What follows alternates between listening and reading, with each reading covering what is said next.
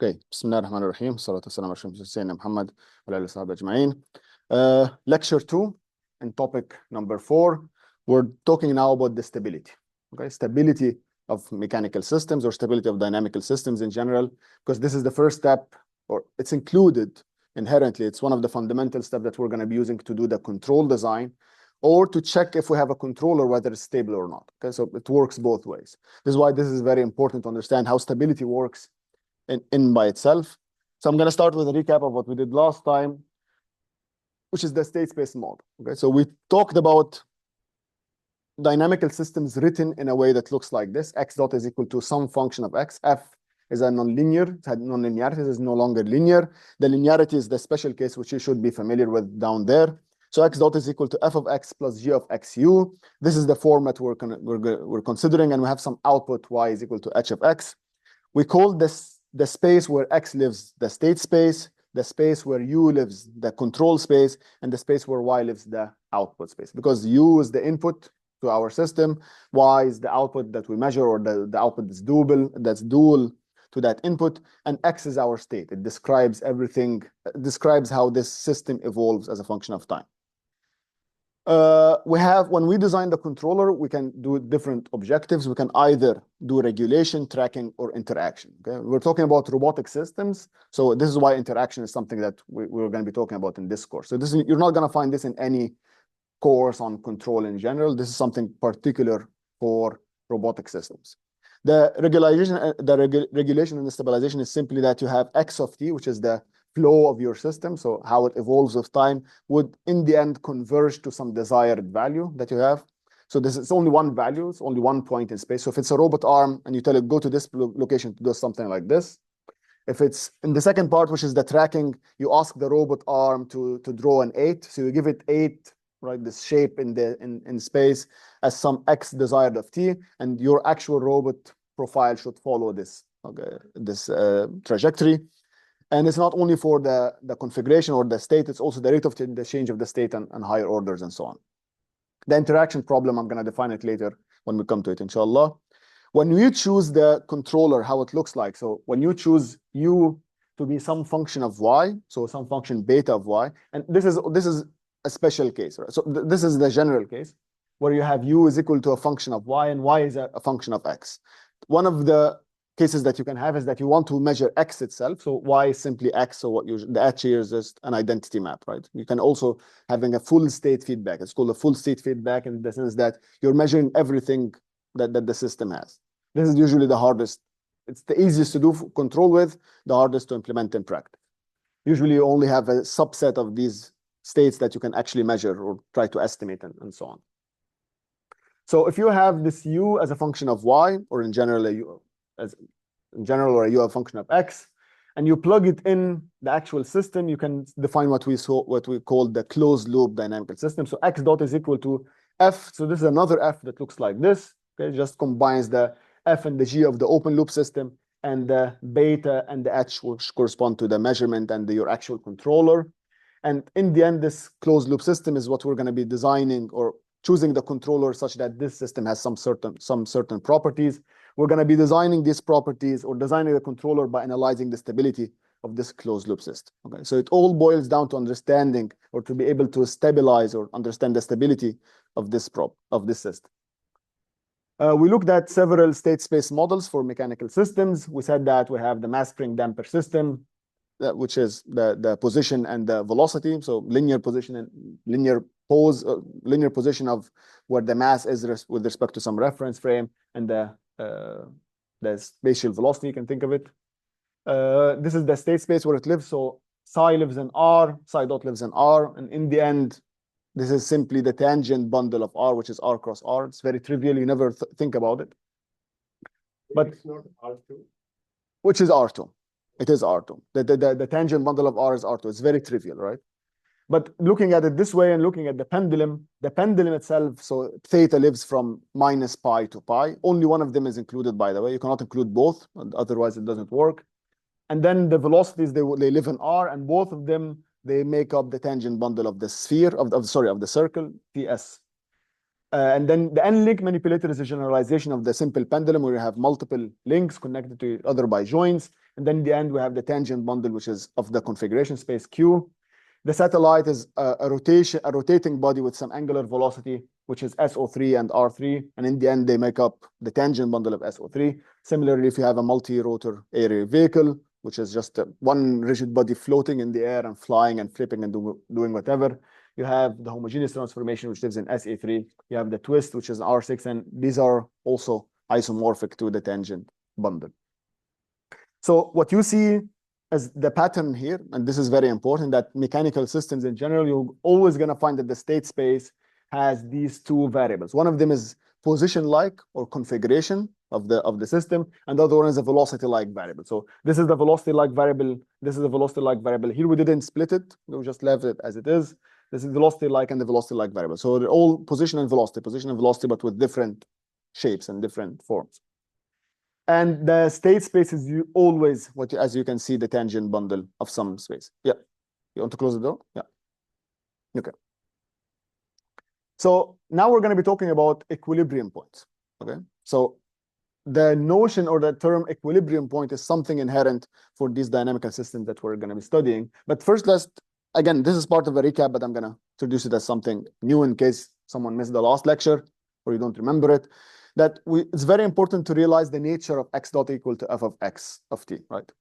If you look at it in the Euclidean case, then x is simply an Rn, x dot is in Rn, then f is simply a map that goes from Rn to Rn. This is how you think of it. It's not a linear map, so it's not a matrix. It's a non-linear map that eats Rn variables, so it eats n variables, x1, x2, up to xn, and yields in the end x1 dot, x2 dot, up to xn dot. So it's a map that goes from Rn to Rn.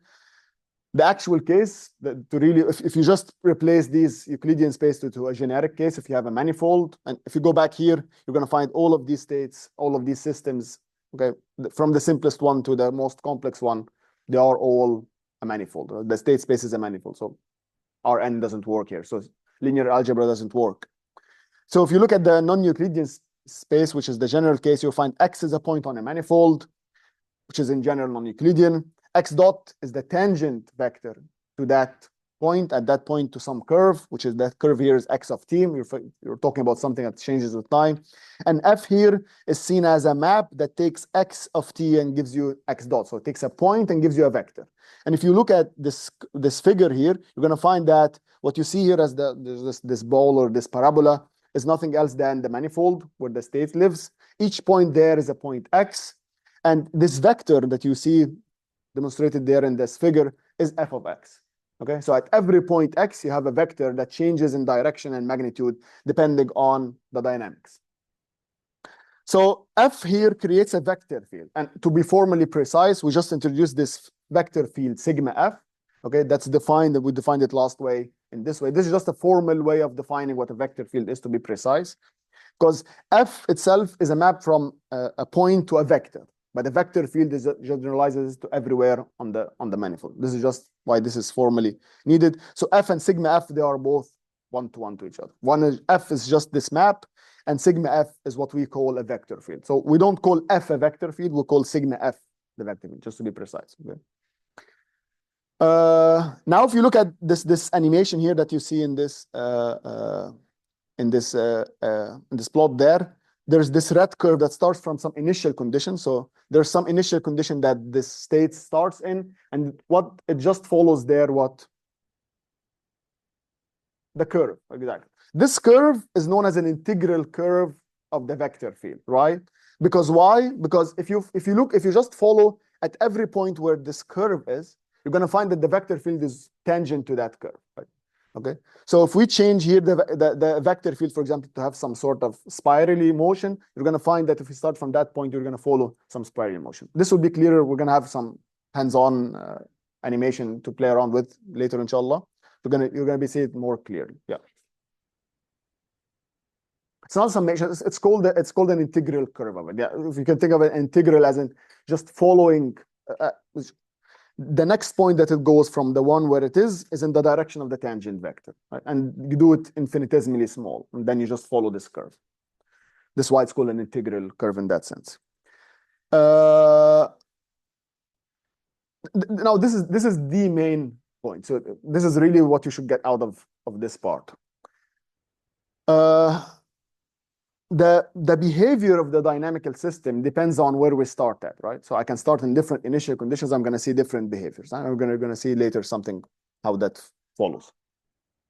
In order to say whether the system is stable or not, and we're going to be defining what stability means in a moment, but in order to say what this system is stable or not, we need to be able to know all of these solutions, right? So we need to know now, if I start from this solution, I'm going to do this behavior. I'm going to start from this solution. I'm going to do that behavior, and so on and so forth. And that's very tedious. I cannot have a simulation or an analytical expression of all of the solutions to be able to say it's stable or not, or understand the properties of it. And this is something inherently in ordinary differential equations. We're talking here about a dynamical system that's described by a set of ordinary differential equations. And something very powerful about ordinary differential equations is that the properties of the solution, I can infer them from the properties of f. So I can study f by itself without simulating the system on the computer or without finding an analytical expression, and I can tell immediately how x will behave in time.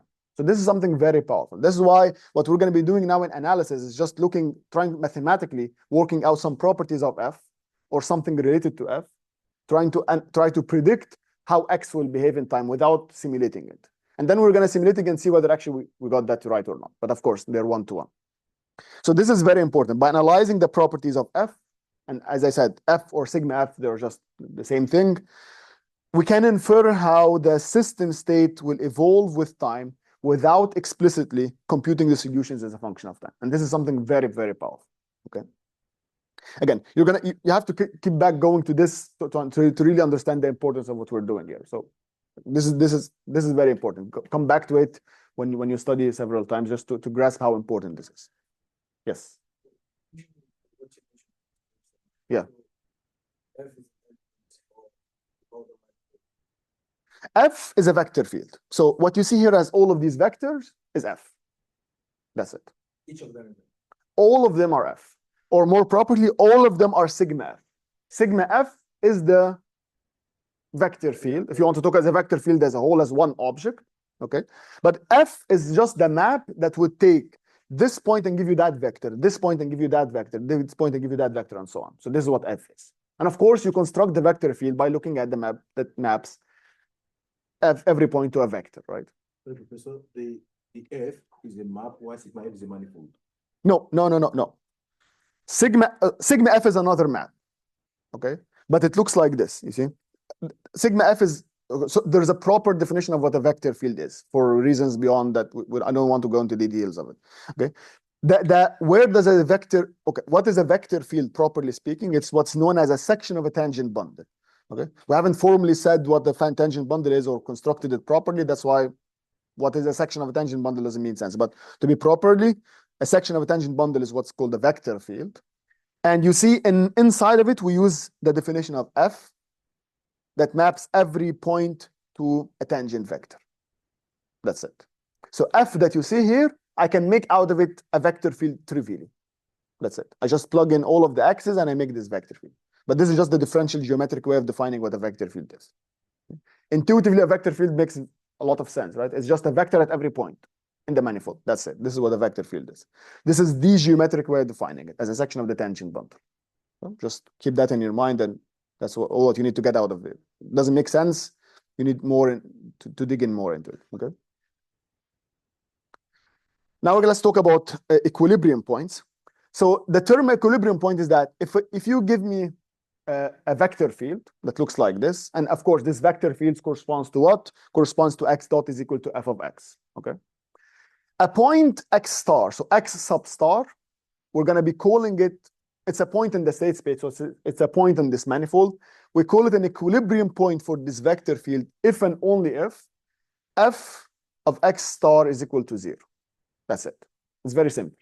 So if you give me x dot is equal to f of x, I just solve for f of x is equal to 0. All of the x that satisfy this property, that the f is equal to 0. So there's just zeros of this, okay, of this function, of this nonlinear function. We call them equilibrium points. Intuitively, equilibrium points are the states at which the system state remains at for all time once it reaches it. If f of x is equal to what?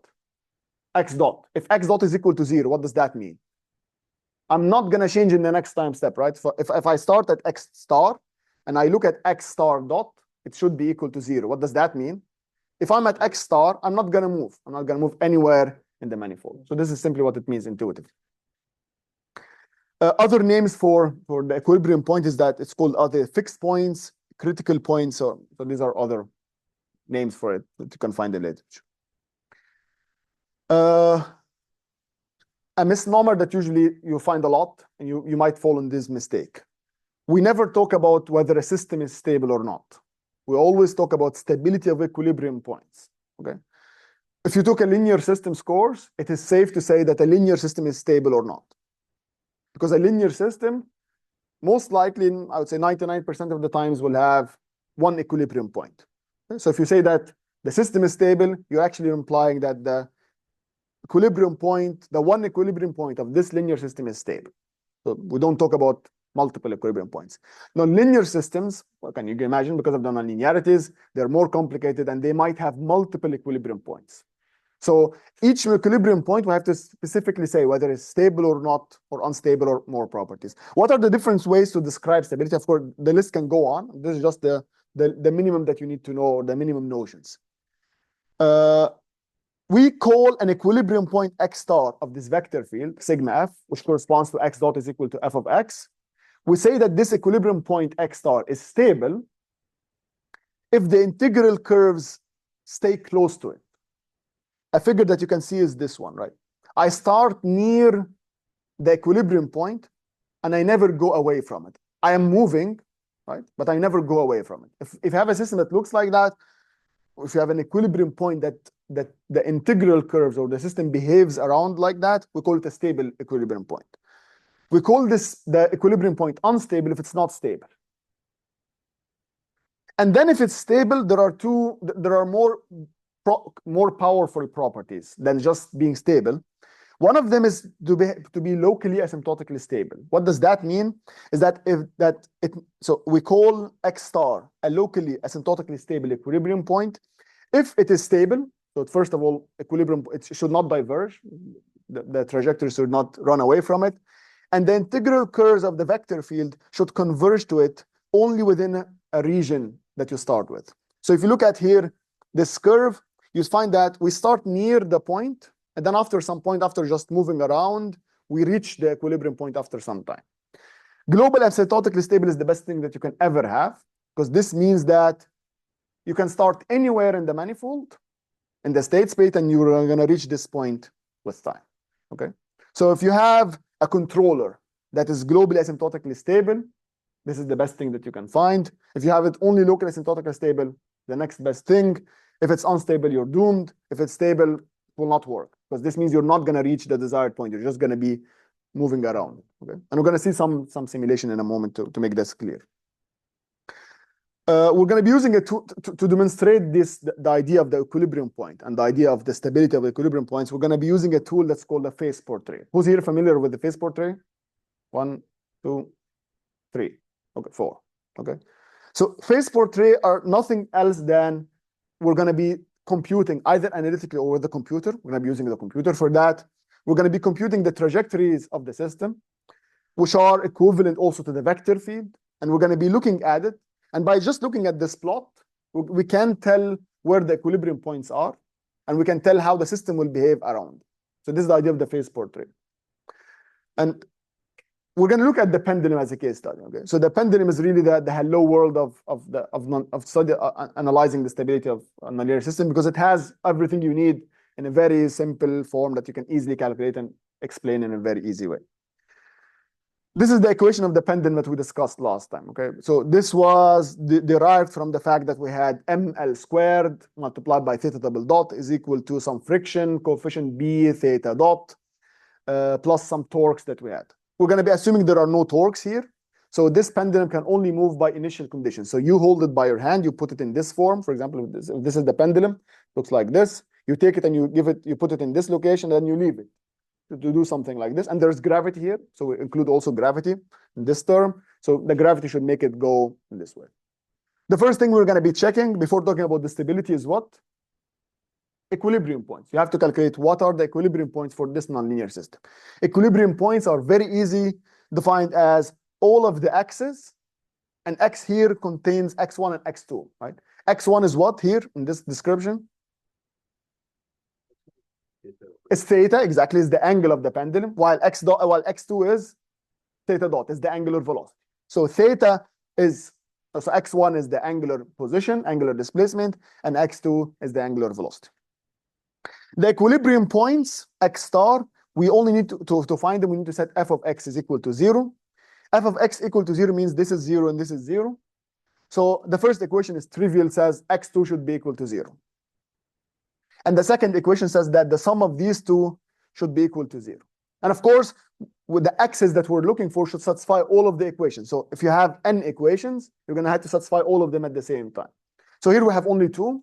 So we should satisfy both of these equations. The first one says that x2 should be equal to 0, which means that I can simplify this term by throwing out this term. And I'm going to have both sides. I can just multiply by the constant to make in the end sine x1 is equal to 0. So in the end, this will just be simplified to these conditions. x2 is equal to 0. So all equilibrium points, if we have multiple of these, they should have x2 is equal to 0. And x1 should be such that the sine of it is equal to 0. Now, from what you know, how many values does the sine have are equal to 0? Infinity, right? We have multiples of pi, right? So you have 0. So k multiplied by pi, where k is an integer number, all of these will make sine of x1 equal to 0. So this means that we have 0, and we have pi, and we have minus pi, we have 2 pi, we have minus 2 pi, we have 3 pi and minus 3 pi, and so on and so forth. So how many equilibrium points do we have here? We have infinity. So physically, what do these correspond to the pendulum? Can you guess? If you go back to these definitions here.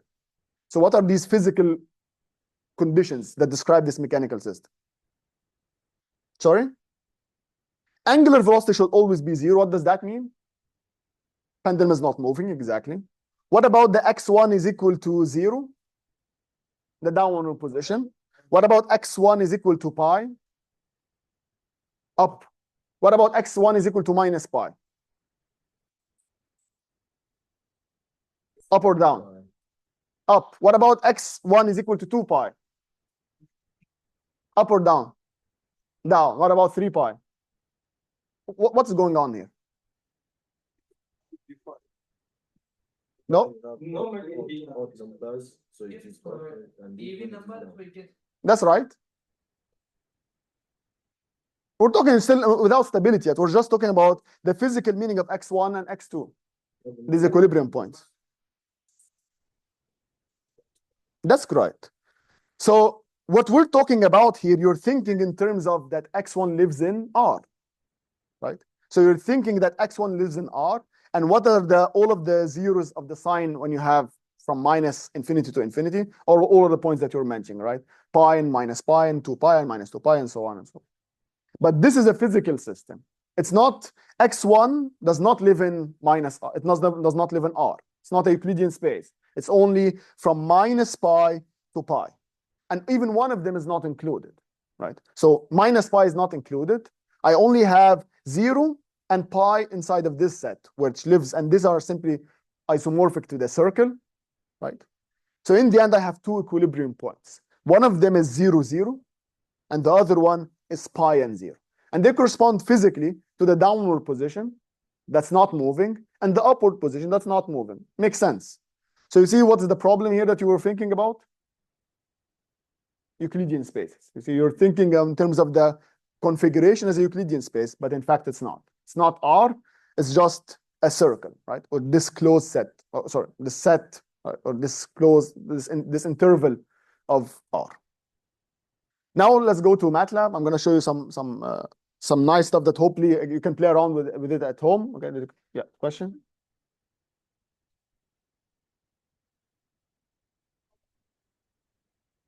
That's physically. What does that mean? Let's look at it now. Okay. Let's look at what that means right now. Okay. Okay. At this moment, let me see. So for this to work, I need to share my screen here. Let's see. Share my screen. Look at the. Okay. Let's remove this one. Okay. That's ChatGPT. Okay, so very cool. Okay, I tweaked it minimally. Okay, so it's amazing what you can do with it. What you see here is an animation of the pendulum. Okay? It will just start swinging. This is the what? The phase portrait. What are all of these arrows? F, right? These are the vector field that we're talking about. So this vector field, how do you calculate it? You go to this point and you evaluate F at that point. You're just going to get some vector that says, okay, 1 and 2. You just plot 1 and 2. And you plot here, you get 1 and 3. You plot 1 and 3, and so on and so forth. This is what the computer does. So just by the definition of the state space that we had, you can produce this vector field easily. Of course, there's something here that we had to choose numbers. Right? So I already chose what the gravity is, what the length of the pendulum is, and so on. I just plot in some numbers. The only thing that is left for us to play around with is the damping coefficient, right? So here I can play around with the damping coefficient. I can change it to be from, so here is 0.2. I can make it 0. Let's start with the 0. This means what physically? No friction. We don't have any friction. So if we start from some initial condition, you choose an initial condition. Which one do you want to start with? 90 degrees. Well, okay, the hardest one. Let's start from a little bit more than 45. Let's start with 45. So let's start with should be 1.5 something. Let's just choose 1.5. So you see, okay, start from almost there. Okay, sorry. It's all. This is the 90 degrees. I thought you were talking about the 180. Okay, so that's right. And let's just start. You should be starting from some condition, and this is the phase portrait. Okay? That the blue curve here is the integral curve of where you started with. So you started from that point, and the simulation is just doing like this. What's going on here? It's just oscillating, right? Across something, right? It's just oscillating like this. Why is that? We don't have any damping. We don't have any friction. So this is the integral curve, and this is the vector field of this case. If you, again, start from some another angle, let's start from the 90 degrees, so the pi. So that's the integral curve of it. What's going on? It's an equilibrium point, exactly. So pi here is an equilibrium point. What does that mean? Actually, there is something being drawn here, and this is the 0, and this is the 0, so this is the origin. We said that 0, 0. So again, what you see here on the vertical axis is the theta dot. What you see here on the horizontal axis is the theta.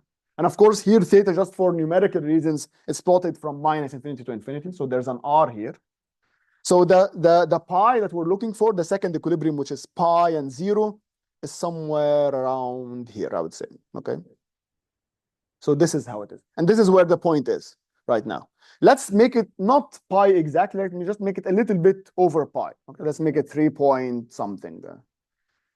Almost 3.12. Let's just keep it 3.12. And then let's start.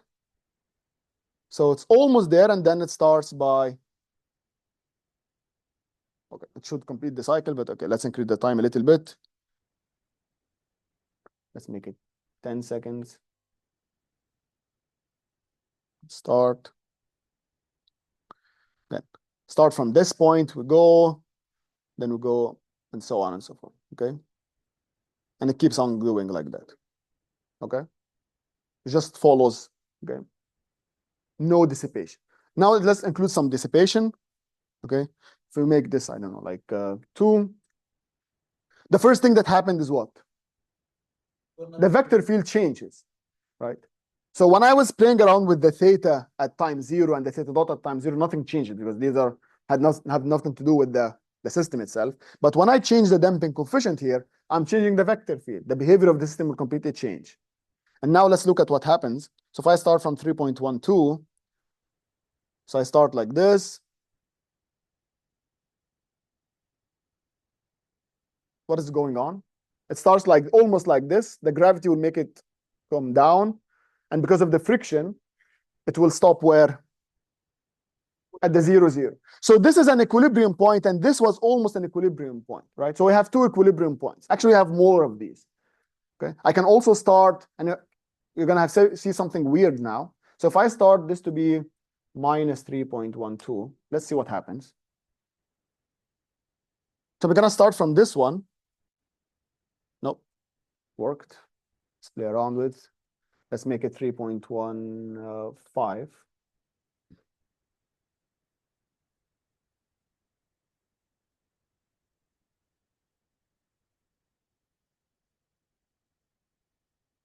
What happened?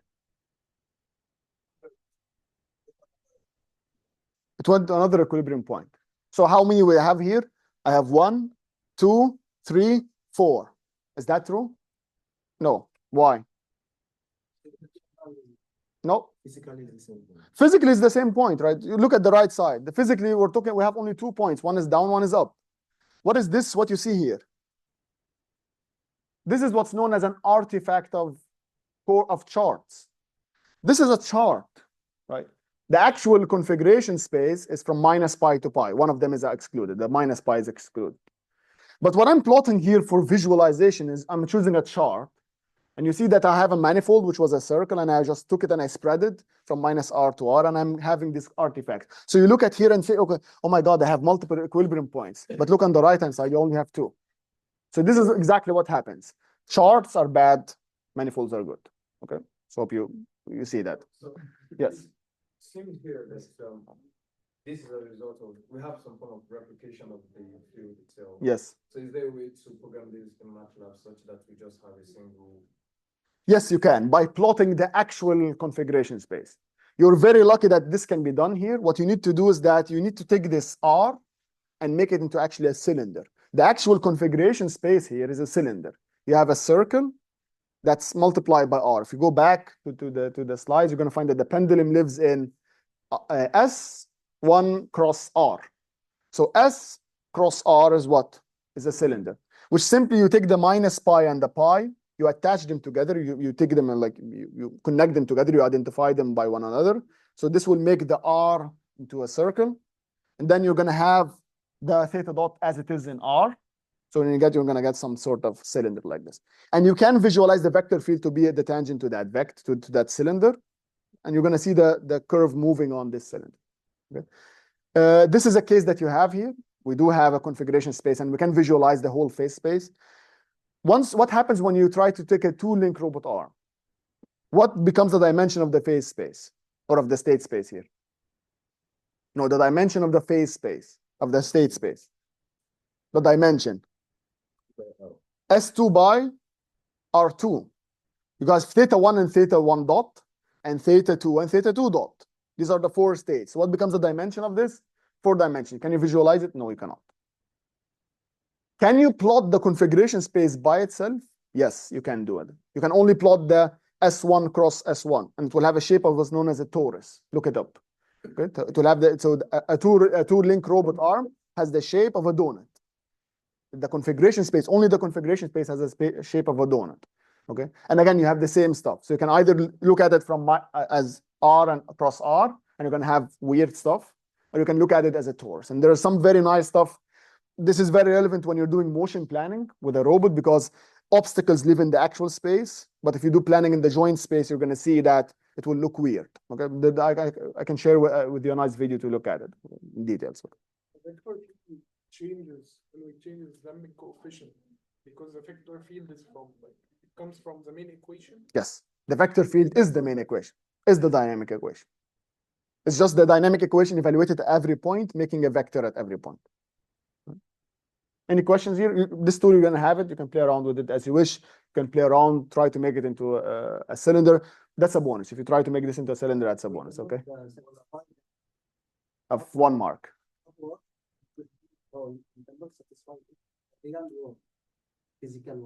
We don't care, because this is a mathematical equation. So equilibrium points are mathematically valid. Okay, whether it can be, if you're saying that there is always friction, there's always some disturbance that will make it fall, that makes sense. That's why it's unstable. The equilibrium point, which is this one, the origin, the 0 and the 0, from what you see here in the behavior, the behavior of the system around this equilibrium point makes it stable, because it makes it actually asymptotically stable. If we have friction, if we remove the friction, we make this 0, and we go start near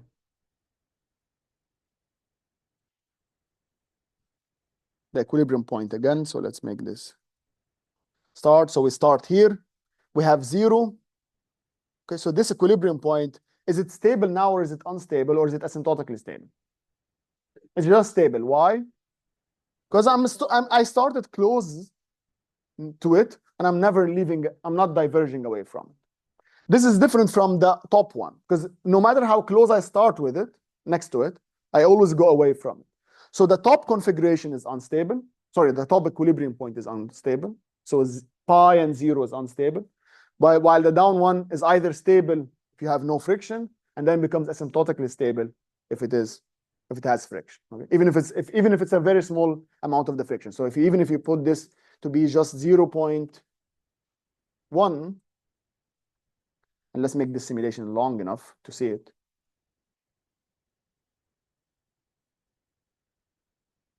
So we're gonna start here from this location, and then you see what will happen. It's approaching it, right? It's just slowing down very, very, very, very slowly. Okay, it will take a while. Yeah. Okay. Isn't there, because now we're defining the stability of, like you mentioned, sir, the equilibrium point. Yes. Is there a way for us to do some form of cross definition where, say, for example, we have the case of a simple pendulum, which in reality, I don't want to say in reality, but in real life, it cannot grow exponentially, can't really have that. Okay. But we still define the upper position as being unstable. Yes. Is it possible for us to define equilibrium, the stability of equilibrium points with respect to each other? So say, for example, we start at a particular point, Yeah. but then we get to another equilibrium point. This is naturally satisfied here. If you have two equilibrium points in a dynamical system, one is unstable and one is stable, this means that trajectories or integral curves will run away from the first one and approach the second one. In the case the second one is asymptotically stable, right? We always have that. Then cases of systems where we could have some form of exponential growth, then Exponential growth again. So you're thinking in terms of practice. So again, leave the practice for now. Let's just look at the theoretical formulation of it. This is a simple case where you have only two equilibrium points, and it makes sense. Wait till we have more variety of systems, and then hopefully it will become clear, inshallah. Any more questions? Okay. Let's close now. So let's stop sharing. Because now we'll go back to this, and let's go back to the slides. So this is the conclusion of what we have, is that the state space model, which is given by this function, has two equilibrium points, one which is asymptotically stable at the 0, 0 position, right, or the 0 stereo state, and the other one is that the state pi and 0.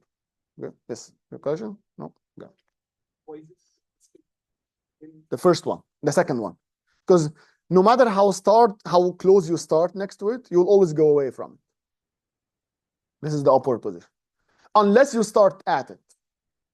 Okay. Now I have a question for you. Do you think the first one is globally asymptotically stable? Why? Yes or no? Who says no? yeah. No, I'm talking about the 0, 0. Is it globally asymptotically stable? I can start anywhere, right? In the state space, and I can reach it. Correct. So yeah. So no, it's not globally asymptotically stable.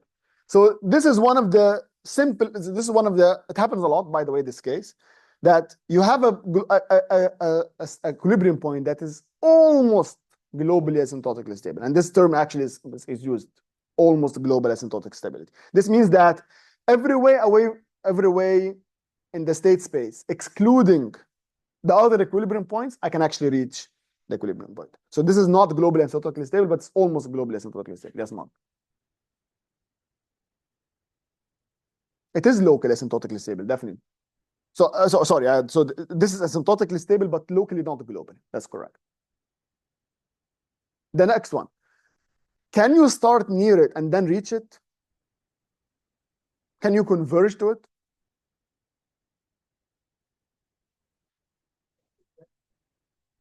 Yes? This makes it an equilibrium point. This doesn't make it an asymptotically stable equilibrium point. So asymptotic stability means that you're going to converge to it if you start away from it. That's what it means. Yes. So in the context of what we just mentioned now, we can only have a globally, it seems like we can only have a globally asymptotically equilibrium point only if we have just one. Makes sense. Which makes sense. If I start everywhere, I can reach it. It makes sense, yeah. Now let's look at Lyapunov's indirect method. Okay? This should be familiar to all of you in one way or another. Not the method itself, but the tool that we're going to be using for it, okay? So the phase portrait is a very powerful technique, however, and it's very useful. It has a lot of these useful properties. I just can look at the system graphically and I can discover all of these equilibrium points and how the system behaves. You can have much more complicated systems, by the way. You can take a whole course on nonlinear dynamics. You can study the stability of how these phase portraits are used, and it's a lot of fun. But this is not what we want to do. We want to look at higher dimensional systems, because the phase portrait is only limited if you have second order dynamical systems. If you have that the state space lives in R2 only, or something isomorphic to R2, so that you can look at it on a piece of paper. Once you have, and by the way, the second order system, which is dynamical system in terms of state space, what is the dimension of it in terms of a mechanical system? Well, what's the dimension of the configuration space? Again, let me ask again. If you have that the state space has a dimension of 2, then the configuration space should have a dimension of what? 1. We always said that the state space has some sort of the configuration. So it's a configuration variable and a velocity variable. So I have a theta and theta dot. So if theta lives in one-dimensional manifold, then theta dot lives in one-dimensional manifold, which makes the state space into a two-dimensional manifold. This is the only thing that we can visualize here. So the phase portrait is only limited to which kind of degrees of freedom? Only 1 degree of freedom. A pendulum, a mass spring damper system that can go back and forth. You can have nonlinear mass spring dampers and so on and so forth. You can have more complicated stuff with sines and cosines and chaos theory and so on. But more than that, it's not applicable. And we want to look at 6-dimensional stuff and 6 plus n and so on. Okay, so it's a nice tool, but it's not applicable for us. I just wanted to use it to introduce you to this concept. What is really powerful technique that we can use is Lyapunov stability. Okay? So thanks to that guy, okay, so this Russian mathematician, okay, died a long time ago. He did a lot of work on stability of dynamical systems. Okay, and because of his work on the stability, we can use it for control. Okay, and this is why there is a whole way of doing control, which is called Lyapunov control. Lyapunov control is nothing else than using the Lyapunov stability techniques to derive controllers. Okay, you can do adaptive control using Lyapunov stability. You can do sliding mode control using Lyapunov stability, and so on and so forth. So it's a very powerful technique. And as far as I know, it's probably the most famous one. Okay, and it's very powerful in what you can do with it. And there are 2 techniques of it. So there's the simple one, the easy one. Okay, that's like trivial. It's sometimes people don't even attribute it to his name. That it's called the indirect method of Lyapunov, but he's more famous for the direct method. Okay, this we're going to be looking at it after the break, inshallah. Let's just look at the first one, which is the indirect method. The indirect method is very simple. The whole idea of it is the following. We can study the nonlinear local stability of some dynamical system around an equilibrium point x star from the stability properties of its linear approximation. So I give you a nonlinear system, and you calculate the equilibrium points. You take the nonlinear system, you linearize it around the equilibrium points. What do you get? A linear system. You're going to get what's known as a linear time invariant system. So x dot is equal to ax. You take that x dot is equal to ax, you study the properties of it. Who here studied the properties of x dot is equal to x before? Everyone. I would say almost everyone, right? So properties of x dot equal to x using the eigenvalues of the A, right? I'm going to repeat that again. Some refresh your memory with that stuff. So we're going to study the properties of x dot is equal to ax, and then infer what the nonlinear system will do based on this linear system. So this is why it's a very powerful technique. let's first recap what the Taylor series expansion looks like. This should be familiar to everyone. I'm just going to state it in a different way with the knowledge that you have from this course. So the given one smooth function f that goes from Rn to R. I'm not going to look at the case that goes from Rn to Rn now. Let's just look at the Rn to R case. Let's also assume that we have a Euclidean space just to make sense, and let's extend it later on if we need two manifolds. So this is the case where you have a function that goes from Rn to R. So it's one function, so it's a scalar function of x1, x2, x3, x4, and up to xn. The Taylor series expansion of order k, you have to specify the order here. Okay? So the Taylor series expansion of order k around the point, so you choose a point that lives in Rn, and you choose an order, okay, that you want to approximate this function around with, and then you can express f of x as a sum of k derivatives evaluated at x0. The simplest one, maybe the one that you're most familiar with, is the k equal 1 case, which is the first order approximation, the first order Taylor series approximation. If I have f of x, I can approximate it as the value of f at x equal x0 plus what's known as the differential of f, okay, the differential of f evaluated at x equal x0 paired, okay, with x minus x0. If you have just a scalar function, this makes sense. So you have f of x to be f of x0 plus the partial derivative of f with respect to x multiplied by x minus x0 and so on and so forth. You can extend it very easily. But this is just the case. It looks like this because we have an n variable. We have a Euclidean space. First of all, what is this differential? This differential df is something known as a covector field. We saw what a vector field is, right? So a vector field is something that eats a point and gives you what? A tangent vector. What do you think a covector field does? It eats a point and gives you what? A covector. If a vector field eats a point and gives you a vector, then the covector field eats a point and gives you a covector. So this differential that looks like this still doesn't have any meaning yet. When it eats a point x, so when you evaluate it at some point x, you get this this row vector, which is a covector that can eat some Rn, okay? That can eat some Rn, and in the end will give you a scalar number. So what you see here, okay, is simply partial f by partial x1 evaluated at x0 as a row vector, and this is a column vector, and they can eat each other naturally. You must be confused because probably this is the first time you see it like this. Maybe you're more familiar with writing this like the partial f by partial x transposed with this guy. Okay, and this is more familiar to you. This transpose of partial f by partial x is a disaster because it completely hides the fact that this is a covector. And now you should appreciate that the distinction between vectors and covectors makes sense, especially when you change coordinates. Okay, so if you change coordinates, this would be the case. This will be the proper way of doing it. So this is the geometric way.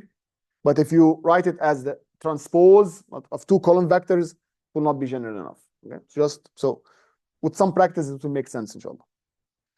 Let's extend this concept from Rn to Rn, because this is what the case we're interested in. We want to have f to be Rn to Rn. This will make the dynamic system. So if you have x to be a map that goes from Rn to Rn, the Taylor series expansion of order 1, let's just look at order 1 for now, around some point x0 and Rn is given by this function, this expression, f of x is approximately f of x at x equals 0, at x equal x0, plus what's known as the Jacobian of the function f evaluated at x0, again paired with x minus x0. The Jacobian, when it eats some vector, okay, when it eats some point, you have all of these differentials, and then you can write it as this matrix, which hopefully makes sense to you. Okay? So this Jacobian should be familiar to you. It's easy to calculate, and you probably practiced on it a lot. You're going to have a lot of practice also in the course, inshallah, on it. This Jacobian is completely different from the Jacobian that we took at. And this is why the other Jacobian that we had in the case of manipulators is known as the geometric Jacobian. This is known as the analytical Jacobian, okay? Usually people, in both cases, they don't use analytical or geometric, but it should be inferred from the context, okay? So this is different from the one that we discussed. Right? The geometric Jacobian was a bunch of screws and so on, and it was twists, but this is something else. Yes, question? Yeah, that should be XN. Which one? Yes, this should be XN. Yes, that's correct. Yes, I'll correct it, John. So Lyapunov's indirect method is the following. It's very simply stated as following. You give me x dot equal to f of x, which is a nonlinear system. And you have some equilibrium points. In the case of the pendulum, we had 2. We can linearize the system around the equilibrium point. So if we have the pendulum, which was one system, and we had 2 equilibrium points, how many linear systems can we generate from it? Can generate 2. One which is linearized around the 0, 0, and the other one which is linearized around the pi 0. In both cases, you're going to get some linear system that looks like this. Z dot is equal to AZ. The Z is by definition x minus x star. So x star was an equilibrium point, right? And the A is simply the Jacobian of f evaluated at the point x star. This equation just trivially follows from here. Let me prove it to you very quickly. If x 0, so here we want to linearize around x star. We said x star is an equilibrium point of f, right? Which means that f of x star should be equal to 0 because it's an equilibrium point. So f of x 0, f of x star should be equal to 0. So here I have f of x, which is this guy. I can approximate it as 0 plus the Jacobian evaluated at x star. And I'm going to call this Jacobian evaluated at x star, I'm going to call it A, just some matrix. And the matrix looks like this. When I evaluate here x0, x0, x0, I should get some constant matrix in the end. And then I have x minus x star. And I'm going to define this x minus x star equal to z. That's it. What about z dot? Z dot should be equal to x dot minus x star dot. What about x star dot? It's 0 because it's a constant, right? It's an equilibrium point. So in the end, z dot is equal to x dot. So z dot is equal to x dot, which is equal to x, f of x, and so on. So we get this system. So this is the derivation of it. Okay? Very easy to prove it. So this equation is nothing else than this one, evaluating it at an equilibrium point. Okay. So deriving this linear system is a piece of cake. We're gonna have a lot of practice, inshallah, in the homework and the assignments and in the exams and everything. Okay, we're gonna see it in several places. But let's say that you take this nonlinear system, you calculate the equilibrium points, you get the linearized system around the equilibrium points. What to do next? You look at this linear system and check its stability.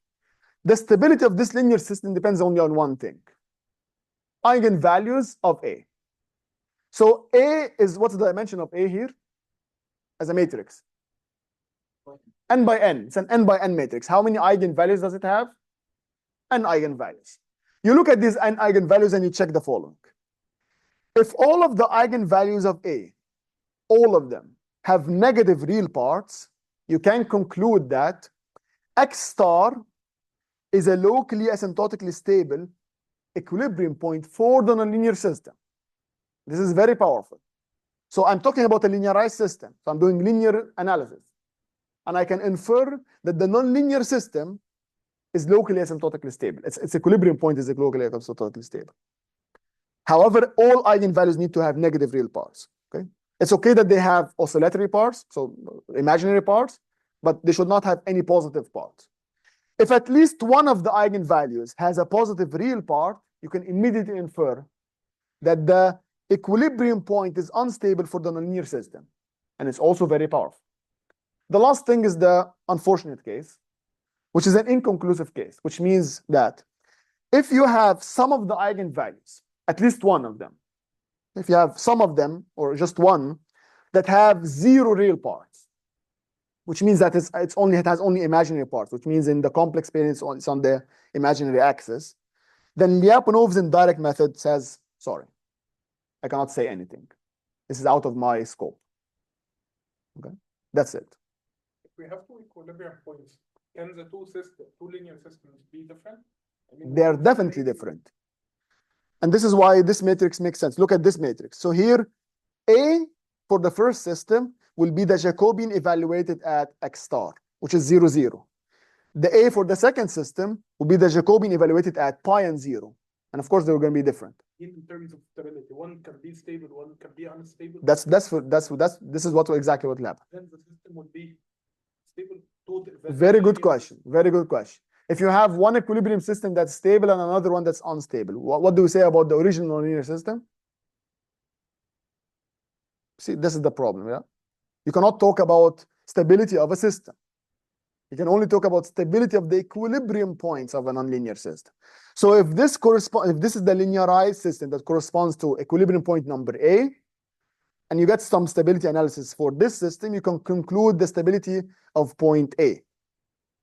If you have another system or another equilibrium point, and then you compute the linearized system around this other point, XB, then you get some stability analysis through this eigenvalues. You're going to conclude stability properties of the second equilibrium point. And it has nothing to do with the first one.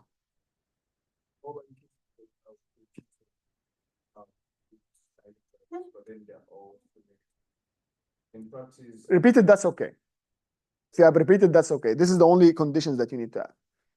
And by the way, if you have something that's on the imaginary axis, they're gonna come in pairs. You're gonna always have the imaginary value and the complex conjugate. You're always gonna have pairs. in this way, it's just purely there's no imaginary part to it. Then you have, so again, you can either be in the positive real or the negative real.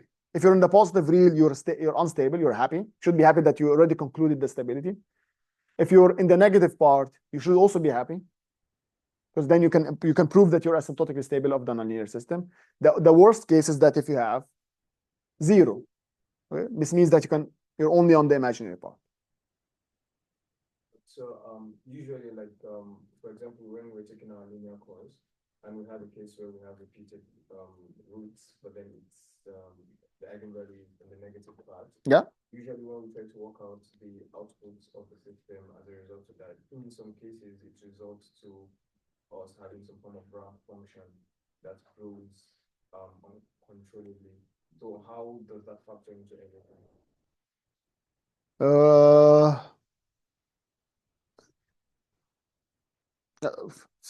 I need to understand more the context, because I don't know if you're talking about the zero dynamics or not. So, say for example, we have a system where we have -2, for example, as the eigenvalue. Okay. So when we're calculating the step response, for example, to that particular system, say for example, it's repeated 3 times. Okay. Twice. So when we're looking for the inverse Laplace, in that case, Inverse Laplace, okay. we would have something like t squared or t raised to 3. Why? T. I'm not sure. No, in this case, I don't think you're gonna have something like this. No, I don't think so. Again, first of all, nonlinear systems, Laplace fails. We don't have any Laplace for nonlinear systems, so out of the table. Second thing is that single input, single output system analysis using transfer functions also doesn't work here because we're working in Rn. So completely useless stuff. I don't know how long you spend studying that, but it's not useful, okay, in practice. Okay, in some cases, but not in our case. Okay, not for robotics. Okay. Okay. What? Time's up? Okay, that's it. What? That's okay. Any questions more? Okay, so let's stop here.